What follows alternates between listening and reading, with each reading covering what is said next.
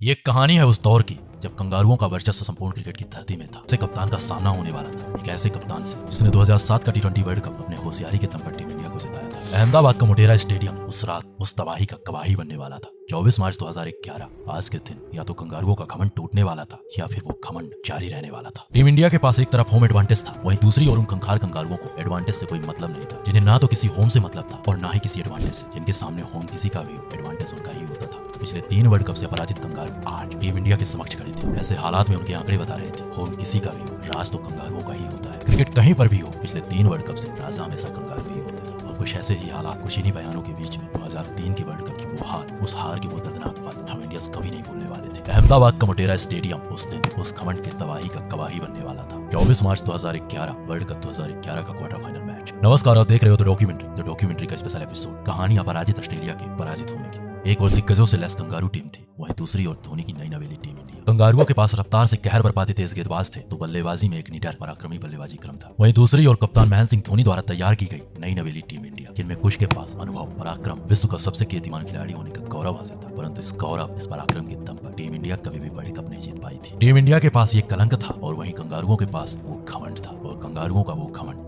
जायज था। सिक्का कंगारुओं के पक्ष में गिरता है और कंगारुओं ने पहले बल्लेबाजी करने का निर्णय लिया। कंगारुओं का यह निर्णय टीम इंडिया के जख्मों में एक और कलंक का इशारा था। उस मैच से पहले कहा जाता था कि टीम इंडिया पिछले 6 बार कंगारुओं के सामने लक्ष्य का पीछा करने उतरी थी, और जब कभी भी टीम इंडिया को लक्ष्य का पीछा करने का मौका मिला था, हर बार टीम इंडिया की शर्मनाक हार हुई थी। अहमदाबाद का मोटेरा स्टेडियम, जहाँ कंगारुओं का घमंड या तो आज जारी रहने वाला था या फिर वो घमंड और उस घमंड की पटकथा का आज समापन था। उस घमंड पर विराम लगने वाला था या फिर वो घमंड अपराजित और अखंड रूप से जारी रहने वाला था। कप्तान महेंद्र सिंह धोनी के टॉस हार जाने के बाद दिग्गजों के बयान बदल चुके थे, क्योंकि चेस करते हुए टीम इंडिया ने कभी भी कंगारुओं को पराजित नहीं किया था, और ये रिकॉर्ड बता रहे थे कि कंगारू दामन टीम इंडिया पर कितना हावी था। कुछ ऐसे ही हालात, कुछ ऐसी परिस्थितियों में मोटेरा के मैदान में लिखी जाती है कंगारुओं के पराजय की पटकथा। कंगारुओं की ओर से पारी की शुरुआत करने आते हैं शेन वॉटसन और हेड। हमेशा की तरह कंगारुओं की शुरुआत शानदार रही, परंतु वॉटसन ज्यादा देर तक मैदान में टिक न सके और वॉटसन के आउट होते ही मैदान में उतरता है कंगारुओं का पराजित सर्वशक्तिमान योद्धा रिकी पॉन्टिंग। एक ऐसा योद्धा जो अगर मैदान में टिक गया तो अपने अकेले दम पर बड़े बड़े दिग्गजों के छक्के छुड़ा देता था, जो कंगारुओं के अभिमान, कंगारुओं की घमंड की फसा था। एक ऐसा कप्तान जो पिछले 3 वर्ल्ड कप से अपराजित था, परंतु इस वर्ल्ड कप में वो कप्तान कंगारुओं का सिरदर्द बन चुका था, क्योंकि इस वर्ल्ड कप में वो कप्तान महज 20 की औसत से रन बना रहा था। उसके बल्ले की खामोशी टीम इंडिया की खुशी की वजह थी। वर्ल्ड कप के 6 मैच में 20.40 की औसत से पॉन्टिंग ने सिर्फ 102 रन बनाए हैं, परंतु उसके बल्ले की खामोशी को देखकर उसमें रवानी नहीं है, ये समझना टीम इंडिया की सबसे बड़ी भूल थी, क्योंकि पूरे वर्ल्ड कप में खामोश रहने वाला Ricky Ponting quarter final match में टीम इंडिया के खिलाफ एक बार फिर से चल गया। एक तरफ से कंगारुओं के लगातार अंतराल में विकेट गिर रहे थे, वहीं दूसरी तरफ से कप्तान रिकी पॉन्टिंग कप्तानी पारी खेल रहा था। उसका उद्देश्य, उसका लक्ष्य विराट रूप धारण कर चुका था। ऐसे हालात में उस कप्तान का लक्ष्य सिर्फ एक ही था कि कंगारू टीम के स्कोर को एक ऐसी जगह तक पहुंचाना है जहां से कंगारू गेंदबाजों के आक्रमण के समक्ष वो लक्ष्य अभेद अखंड बन जाए। देखते ही देखते उस कप्तान का शतक आ चुका था, कंगारू सम्मानजनक स्कोर तक पहुंच चुके थे। ये रहा कंगारुओं का स्कोर कार्ड।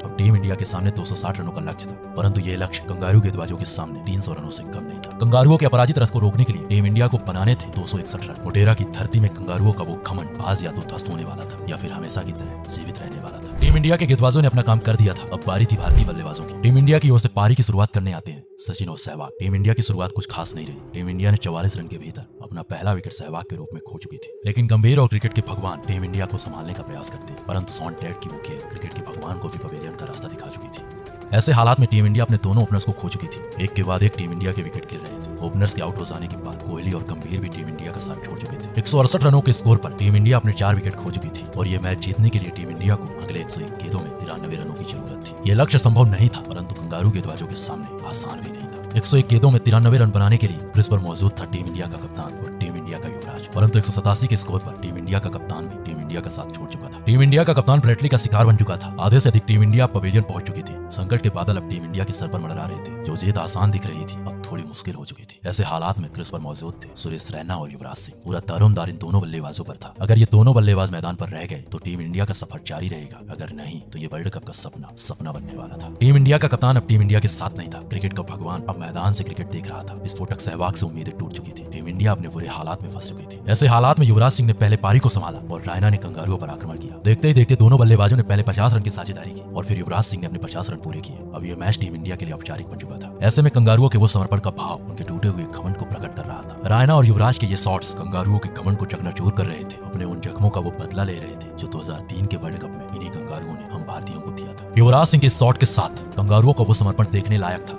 बहुत महीन सी की दरार जड़ दिया 4 और टीम को पहुंचा दिया अंतिम 4। Well done, Yuvraj Singh. Motera के उस मैदान में कंगारुओं का घमंड ध्वस्त हो चुका था। टीम इंडिया के सर से वो कलंक मिट चुका था जो पिछले 6 बड़े मैचों से टीम इंडिया के साथ चला आ रहा था। उन चेहरों में वो खुशी थी जो 2003 के वर्ल्ड कप से गायब थी। उस भारत में वो रवानी थी जो 2003 के वर्ल्ड कप में खो चुकी थी। One person who can actually be against India would be Yuvraj Singh. You're going to ask him. I said you'll get 450. But I don't think anyone of us, and maybe not even Yuvraj himself, expected him to have the kind of tournament that he did have. कुछ इसी जीत के साथ team India semifinal में दस्तक दे चुकी थी और semifinal में team India का सामना होने वाला था पाकिस्तान से।